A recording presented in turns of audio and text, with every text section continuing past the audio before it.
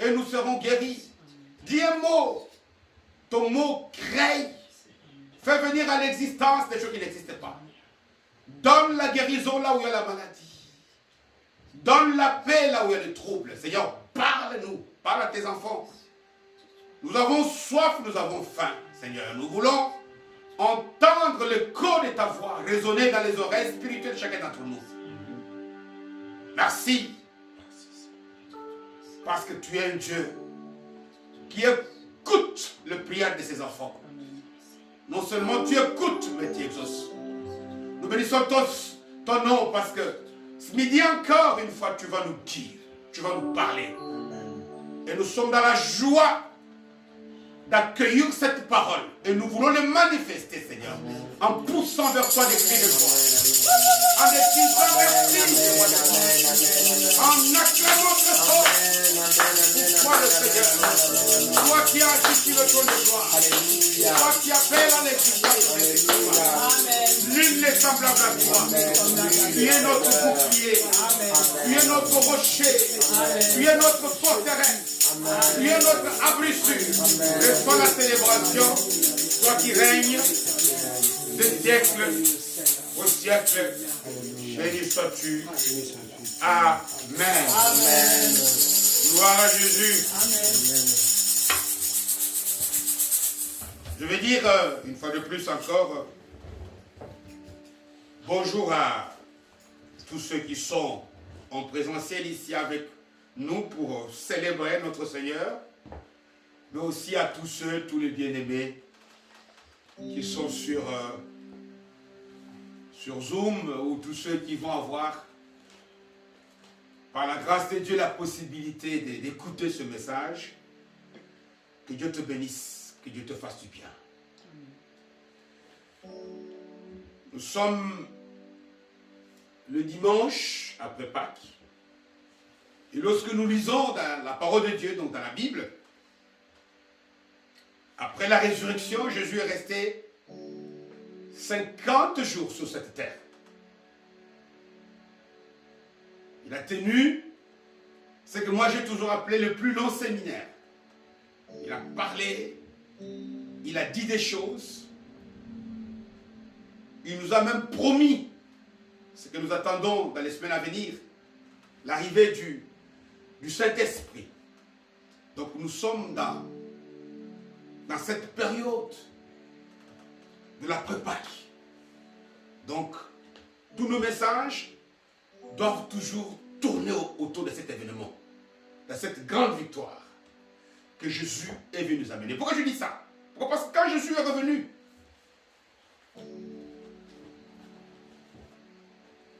il a été une fois surprendre Pierre, qui était avec les autres répartis à la pêche, pour dire que nous devons faire attention pour saisir le message de Jésus.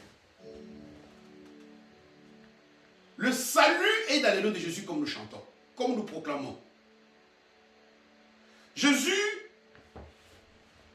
est la voix de Dieu. Voix avec X à la fin. Mais qui est venu pour nous indiquer la voie. Voix avec E à la fin. Et c'est ce que nous devons comprendre. Jésus est le chemin qui nous indique la direction. Vous savez, tout ce dont nous avons besoin est là. Le problème que nous avons, c'est que quelqu'un nous indique où nous pouvons trouver ce que nous cherchons. Tu as des questions? Sur cette terre, il y a quelqu'un qui a des réponses. Cette maladie qui met en panique la planète, la réponse est quelque part. Mais tous les problèmes, c'est lorsque Jésus nous donne, nous parle, nous indique la solution, est-ce qu'on écoute? On se pose des questions. J'attends telle ou telle chose. J'attends, tu attends, nous attendons, nous tous beaucoup de choses. Mais Dieu n'agit que par un seul moyen. Dieu parle. Dieu dit des choses. Mais est-ce que nous captons ce que Dieu nous dit? Le message du dimanche passé, nous avons insisté sur le fait que le succès, notre victoire, est dans le fait que nous devenons un avec la parole. Mais est-ce que nous saisissons la parole? Est-ce que nous captons la voix de Dieu? Et nous allons voir que c'est très important. Dieu parle. Ici, c'est moi, Pasteur Adam, ici devant, qui parle. C'est moi ou c'est Dieu? Comment faire la différence? Lorsque nous prenons ces livres, c'est la Bible. On l'appelle aussi les Saintes Écritures. On l'appelle aussi la parole écrite de Dieu. Mais lorsque j'ouvre, je feuillette, je vois ici les histoires des gens, les témoignages du roi David, les témoignages de peuple. Et pourtant on me dit qu'au travers de ces témoignages, il y a la voix de Dieu. Tous les problèmes, c'est comment alors saisir la voix de Dieu? Comment capter le message que Dieu nous donne au travers des canaux qu'il utilise, notamment par exemple la Bible comme ça. Au travers de certaines circonstances, il dit Dieu m'a parlé. Dieu nous a fait une remarque le dimanche passé, dans la prophétie de Jérémie, chapitre 5e, verset 20. Il dit, vous êtes insensés. Donc vous êtes des gens, je dirais des fous. Pourquoi? Parce que vous avez des oreilles, mais vous n'entendez pas. Vous avez des yeux, mais vous ne voyez pas. Et le message d'aujourd'hui consiste à ce que nous puissions nettoyer nos oreilles spirituelles, je vais dire, pour que lorsque Dieu nous dit des choses, nous puissions capter. Je donne comme thème les obstacles qui nous empêchent de capter la voix de Dieu. Parce que si tu ne captes pas, si tu es dans l'impossibilité, Dieu n'a pas de méthode pour agir. Depuis les origines, Dieu n'utilise qu'une seule façon de créer des choses. On dit, au commencement était quoi? La parole, la voix de Dieu. Aujourd'hui encore, la direction que Dieu veut t'indiquer, il va te donner une parole. Comme maintenant il parle. Est-ce que tu saisis? Est-ce que je saisis? Est-ce que nous saisissons? Que Dieu nous aide. Parce que Jésus lui-même, il dit, mes brebis, les brebis de Jésus, sont ceux qui sont capables de reconnaître la voix de Jésus et de le suivre. Comment capter? Comment écouter? Pas entendre. Beaucoup on entend des sons. Beaucoup ne sont pas comme Moïse qui peut se retourner, il voit un buisson en feu, il dit Dieu parle. N'as-tu pas peut-être vécu la même chose que Moïse? Et tu n'as rien capté. On dit, un jour Abraham, il entend la voix de Dieu qui lui dit quitte ton pays. Ça s'est passé comment? gens tels qu'Abraham, eux, étaient capables de capter la voix. Peut-être que Dieu nous a déjà parlé, certainement. Voilà pourquoi il renouvelle. Qu'aujourd'hui, nous allons capter ces messages pour que chacun d'entre nous, toi, moi, nous tous, nous puissions ôter, enlever tous les obstacles qui nous empêchent d'écouter la voix du Seigneur. Amen. Amen. Avant toute chose, je nous demande de tourner nos Bibles dans le livre de Psaume, au chapitre 19e. Psaume 19e. Nous lisons d'abord, je pense, les 4 premiers versets, et puis nous sautons au verset 7e et 8e. Psaume du roi David. Nous lisons au 19e chapitre, à partir du premier verset. Si nous y sommes, je lis la parole de Dieu au nom de Jésus. Il est écrit ceci, au chef des chantres, psaume de David. Ça, c'est le premier verset. Le cieux raconte la gloire du Seigneur, de Dieu. Le cieux proclame. Le cieux raconte la gloire de Dieu. Et l'étendue, c'est-à-dire tout ce que nous pouvons voir, tous les astres, toutes les planètes, tout ce qui existe, la création, manifeste l'œuvre de ses mains. Le jour en instruit un autre jour. La nuit en donne connaissance à une autre nuit. Au verset 4e, il est écrit, ce n'est pas un langage. Ce ne sont pas des paroles dont le son ne soit pas entendu. Verset 7e, nous sautons. Il s'élève à l'extrémité des cieux et achève sa course à l'autre extrémité. Rien ne se dérobe à sa chaleur. 8e, la loi de l'Éternel est parfaite. Elle restaure l'âme. Le témoignage de l'Éternel est véritable. Il rend sage l'ignorant. Les ordonnances de l'Éternel sont droites. Elles réjouissent les cœurs. Les commandements de l'Éternel sont purs. Ils éclairent les yeux. On peut s'arrêter là. Acclamons la parole du Seigneur. Amen.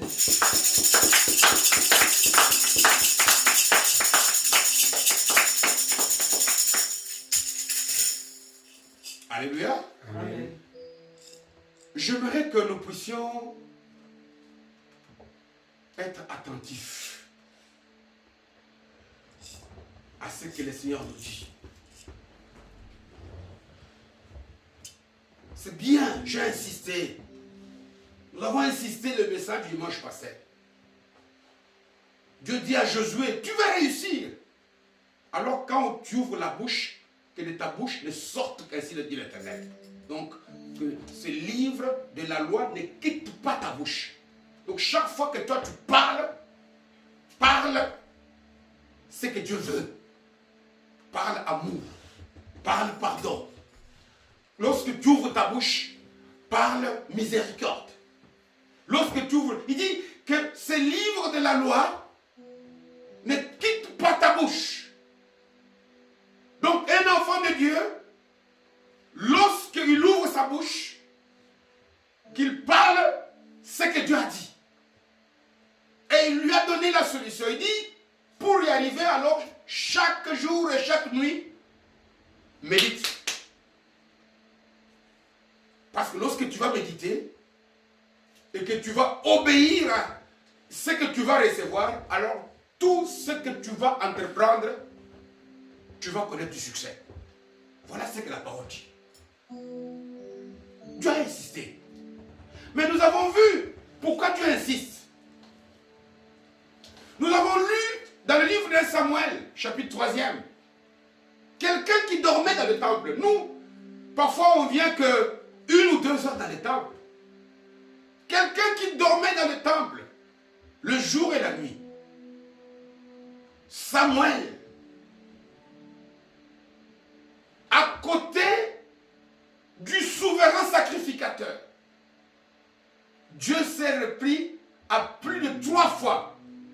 pour qu'il puisse dire, ah, Dieu me parle. Ça va nous poser des questions. Attention, capter la voix de Dieu n'est pas si simple que nous connaissons. Aujourd'hui, nous voyons des gens tous les jours. Dieu m'a dit, Dieu a dit, Dieu a dit. Le ministère qui a beaucoup de succès aujourd'hui dans le monde, c'est le ministère des prophètes. Dieu a dit. Est-ce que tu es sûr? Ça n'est pas facile de reconnaître la voix de Dieu. Je dis bien la voix, pas la parole. La voix. La parole de Dieu nous conduit vers la voix. Mais lorsque nous lisons cette parole, est-ce que nous captons la voix? Ça n'est pas facile. Ça n'est pas facile parce qu'il y a des choses qui peuvent être comme des bouchons dans nos oreilles et qui nous empêchent de saisir le message. Il y a des choses, ce n'est pas si facile, ce n'est pas donné à tout le monde. Et le combat de tout chrétien, c'est que chaque jour, qu'est-ce que Dieu m'a dit? Pourquoi? Parce que regardez un peu, Samuel, c'est plus facile, on peut le condamner. Pourquoi? Parce que lorsqu'il entend la voix, on ne sait pas de quelle manière, c'est une vision. Et c'est un rêve. Est-ce qu'il a entendu une voix? Ça, c'est pas notre problème. Mais il a fait ce que beaucoup d'entre nous ont fait encore. Il a couru vers les yeux sacrificateurs. Élie, Élie, tu m'as appelé papa? C'est ce que nous faisons nous aussi. Tout ça pour nous montrer que Dieu parle. Dieu dit des choses. Ne pensons pas que lorsque tu... Même lorsque tu n'as rien, lorsque tu n'as pas entendu un son, Dieu a dit des choses. Même lorsque tu ne vois rien, Dieu dit des choses. Mais ce que nous devons, nous tous ici, savoir en tant qu'enfants de Dieu, c'est que, mon Dieu, la quête, la prière de tout chrétien, c'est que lorsque je reçois des messages, détecter le secret. Parce que je dis que ce que Dieu dit est secret. Voilà pourquoi on l'appelle révélation. On révèle ce que d'autres ne connaissent pas. Il n'y a qu'un secret qu'on peut révéler. Le message de Dieu se révèle. Ce n'est pas n'importe qui peut capter ce message. Et nous le voyons ici. Une fois Samuel court, il va vers Élie. 2 fois il va vers Élie. 3 fois il va vers Élie. Et 4e fois, c'est Élie qui lui dit, couche-toi si tu entends, dis, Éternel me voici. Tout ça pour nous montrer que il y a des gens qui, eux, sont capables de capter ce que Dieu dit. Il y a des gens qui, eux, ont trouvé, ont étudié, ont enlevé tout ce qu'il y a comme bouchon. Je te dis, si tu ne captes pas la voix de Dieu, tu ne vas pas avancer. Parce que ce qui va te faire réussir, ce n'est pas ce que Dieu a dit à quelqu'un d'autre. Non. C'est ce que Dieu t'a dit à toi, même s'il n'a dit pas le biais de quelqu'un d'autre. Mon message, ce n'est pas le tien. Ton message, ce n'est pas le mien. Même si Dieu peut passer par toi pour me donner mon message, même s'il peut passer par moi pour donner ton message, le plus important, c'est que même après ce culte, tu te dis, Dieu m'a dit à moi telle chose. Et le passage des psaumes que nous venons de lire ici nous indique les 2 méthodes que Dieu utilise pour nous parler.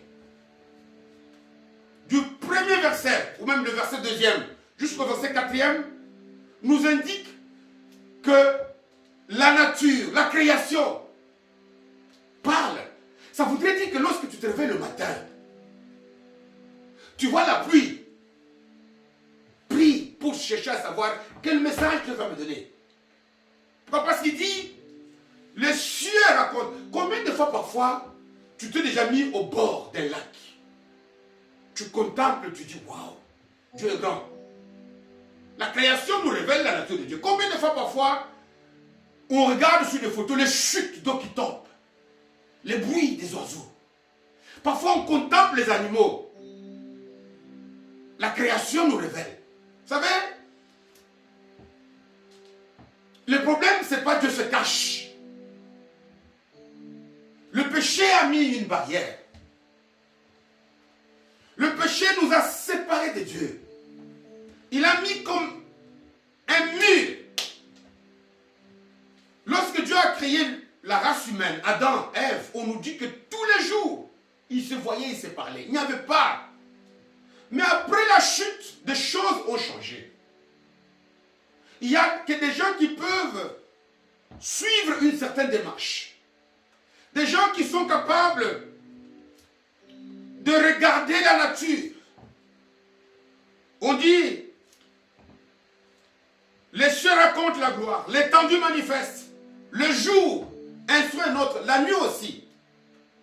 Il est question ici du moyen que Dieu utilise pour nous montrer ce qu'il est, sa nature. Regardez un peu maintenant, moi je prends toujours l'exemple, la science n'a jamais atteint la technologie. Nous on disait que la science est arrivée au sommet.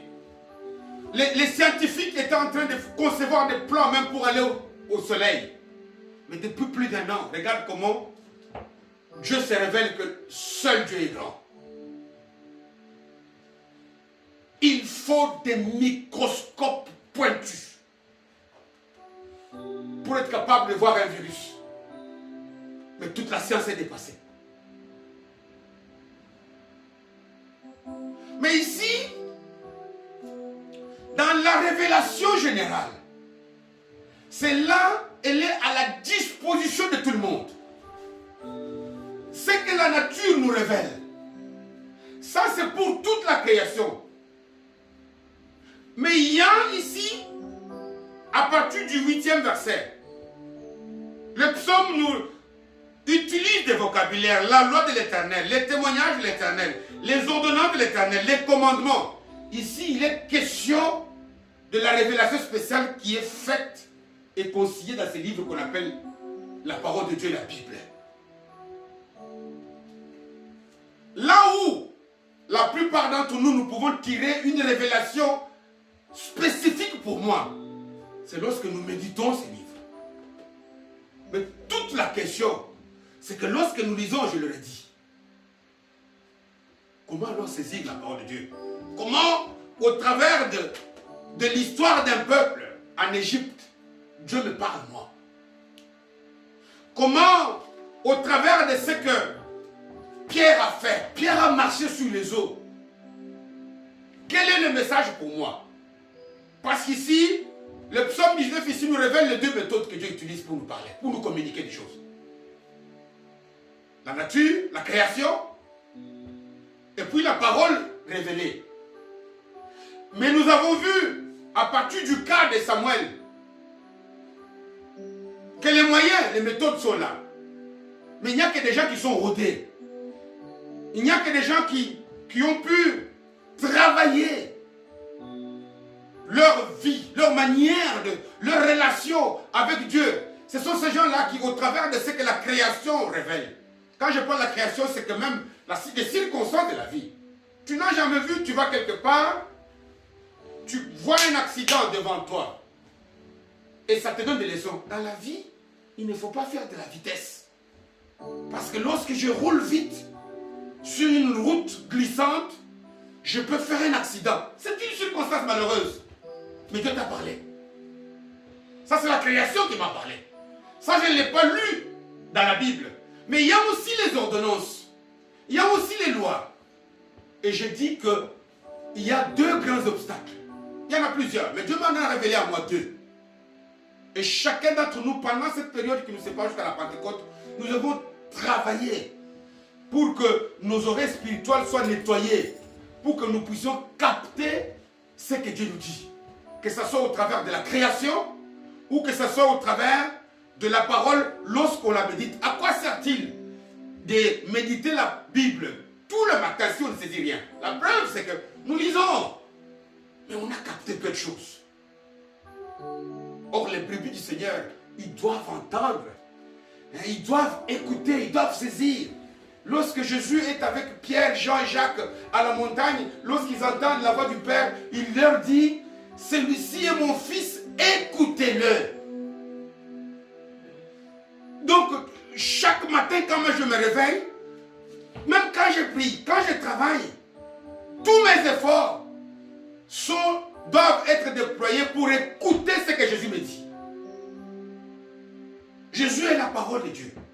Jésus est la voix de Dieu. Parce que c'est lorsque je vais écouter que je vais obéir. Et tu verras que Moïse nous dit dans le livre de Deutéronome, chapitre 28e, que quand tu obéis, alors tu seras béni. Deux choses sont à travailler. Vous savez, lorsqu'on communique avec Dieu, je pense que j'ai déjà évoqué à d'autres époques cet exemple.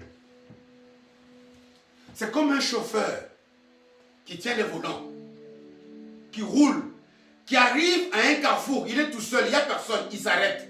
Pourquoi? Parce qu'il a vu un feu qui est passé du vert à l'orange et puis au rouge. C'est lui qui a vu le feu. Mais ce feu-là lui a donné un message pour lui dire, arrête-toi. Le feu rouge veut dire stop. Le feu vert veut dire avance. Lorsqu'il avance, il voit le panneau du triangle sur pointe. Ah, il s'est dit à Moïse de faire attention. Pourquoi? Parce qu'à ces carrefours, d'autres personnes peuvent avoir priorité sur moi. Lorsqu'il voit les dents de scie ou bien le passage zébré, ici je suis piéton, je vais traverser. C'est la même chose. En d'autres termes, pour pouvoir capter ce que Dieu nous dit, cela dépend du type de relation que toi tu as avec Dieu. Tu as beau lire cette Bible, la retenir par cœur. Lorsque la relation que tu as avec Dieu n'est pas bonne, tu es en train de lire un livre d'histoire. Parce que lorsque tu te familiarises, ta relation avec quelqu'un est intime. La personne n'est pas en plein lorsque tu la vois, tu dis tu es malade. C'est vrai, c'est pas vrai. Lorsque tu as une bonne relation avec quelqu'un, tu vois sa mine, tu dis il médite, ne parle pas. La personne est contente. La personne me veut quelque chose. Ici, cette période qui nous conduit vers la Pentecôte, Dieu te dit, Dieu me dit, Dieu nous dit, travaillons à notre relation avec Dieu. Travaillons pour chercher ce qu'on appelle la présence de Dieu. Beaucoup de gens pensent que la présence de Dieu, nous l'avons de deux manières. On dit que Dieu est omniprésent. C'est-à-dire que Dieu est présent partout, en tout temps. Mais lorsqu'on parle de la présence de Dieu, il n'est pas question de l'omniprésence. Il est question de la présence que Dieu approuve, de la présence de Dieu selon les conditions fixées par Dieu. Je donne un exemple. Le premier miracle de Jésus, c'était à Canaan, lors d'une fête de mariage, où il a transformé l'eau en vin. Lorsque sa mère biologique, porteuse, Marie, vient lui parle, elle quitte. Qu'est-ce qu'elle va dire aux gens? Il leur dit, faites tout ce qu'il vous dira. En d'autres termes, pour vivre le miracle là, il y avait une condition qui était fixée par Jésus.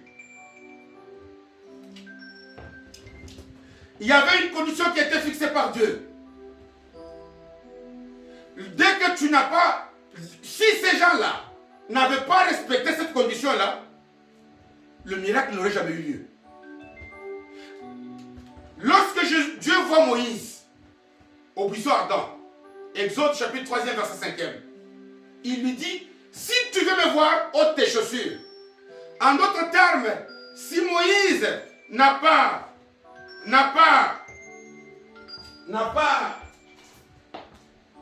enlevé ses chaussures, il ne verrait pas Dieu.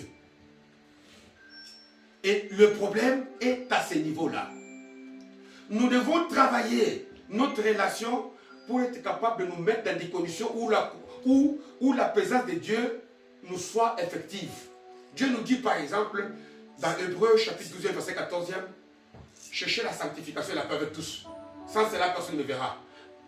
C'est-à-dire qu'il y a des choses, des conditions, des choses dans lesquelles Dieu a fixé que lorsque tu es dans ces conditions-là, eh bien je suis avec toi. Dieu nous dit par exemple prier. Si tu ne pries pas, cette condition n'est pas remplie. Dieu nous dit de veiller. Et nous voulons savoir pourquoi il nous a dit. Mais non, il y a c'est comme quelqu'un qui te dit, si tu veux avoir le son, achète le micro. Toi tu dis pourquoi le micro? La présence dont nous avons besoin, où nous voulons voir Dieu agir dans nos vies, est une présence qui est fixée au fait que nous vivons lorsque nous respectons les conditions fixées par Dieu. En d'autres termes, vous savez, cette année, Dieu nous a donné une direction. Être reconnaissant envers lui et puis mettre de l'ordre dans notre vie spirituelle. Beaucoup de choses doivent changer. Le dimanche passé, Dieu a insisté pour que nous puissions beaucoup lire d'abord, avant d'arriver à la méditation. Ici, il insiste, il y a des tas de choses que Dieu a fixées pour que nous puissions, pour qu'il puisse nous manifester sa présence. Travaillons à cela. C'est ça, travail la relation. Vous savez, quelqu'un qui prie beaucoup, il n'aura pas de difficulté à dire Dieu m'a dit. Quelqu'un qui lit beaucoup la Bible, quelqu'un qui jeûne, non pas parce que le pasteur l'a dit, mais parce que c'est Dieu qui l'a dit. La présence, lorsque nous sommes en présence de Dieu, nous sommes en bonne relation, lorsque nous remplissons les conditions que lui-même a fixées, automatiquement, lorsqu'il nous dit des choses, nous serons capables de décoder ces choses-là. Lorsque nous ne sommes pas dans une bonne relation avec quelqu'un, mais lorsque la personne parle, on ne capte pas. La plupart d'entre nous, si Dieu nous parle, on ne capte pas. Pourquoi? Parce que nous ne sommes pas dans une bonne relation avec Dieu. Nos temps de prière sont ridicules. Nos temps de consécration sont ridicules. Il suffit qu'un message dure un tout petit peu 5 minutes plus long que ce qu'on attend, fini. Il suffit, nous avons des calculs. Je vous ai dit, Dieu a dit là où il y a 2 ou 3, je suis là. Ça c'est une condition. Il y a certaines choses, tu dois chercher à t'entourer des gens. Quand Dieu dit, cherchez la sanctification, sans quoi personne ne me verra. La sanctification est la paix avec tout. Dans la paix avec tout, c'est quoi? C'est être en bonne relation. C'est-à-dire pardonner les gens qui nous ont fait du mal.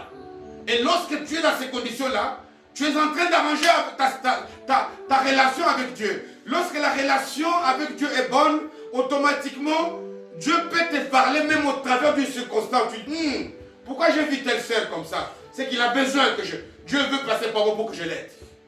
Et la deuxième condition, premier obstacle qui nous empêche, c'est que notre relation avec Dieu n'est pas bonne. On donne à Dieu des miettes. On donne à Dieu, on ne peut faire pour Dieu que lorsqu'on a fait autre chose. Non. Nous sommes dans la présence approbative de Dieu. Cette présence ne peut être, Dieu ne se manifeste que lorsque nous remplissons les conditions qu'il nous a données. Ôtons nos chaussures. Il a dit ça. Moïse, s'il n'avait pas ôté jusqu'aujourd'hui, il ne l'aurait pas vu. Faites ceci. Faites tout ce qu'il vous a dit. S'il s'était posé des questions, mais pourquoi l'eau? Il n'aurait jamais vu ces miracles. Il y a des tas de choses que Dieu nous a dites. Des choses simples, des choses faciles. Fais-le. Faisons-le. Et nous verrons la gloire de Dieu. C'est le premier obstacle. L'Église aujourd'hui ne donne pas beaucoup de temps à travailler la relation avec le Seigneur. Donc l'Église aujourd'hui est superficielle. Cette année, changeons de méthode. Et le deuxième obstacle, c'est sortons des schémas. La plupart d'entre nous ici, nous pensons, nous avons des schémas. Nous pensons que Dieu ne peut se manifester que lorsque ici, par exemple, nous sommes dans une salle. On parle de ça, c'est des schémas. Nous pensons que Dieu, nous avons des schémas. Dieu agit dans toutes les circonstances. Il ne regarde pas aux circonstances, il regarde au cœur. Sortons des schémas. Il y a des gens qui pensent que pour que Jésus puisse agir, nous devons tomber. Non, non, non, non, non, non, non.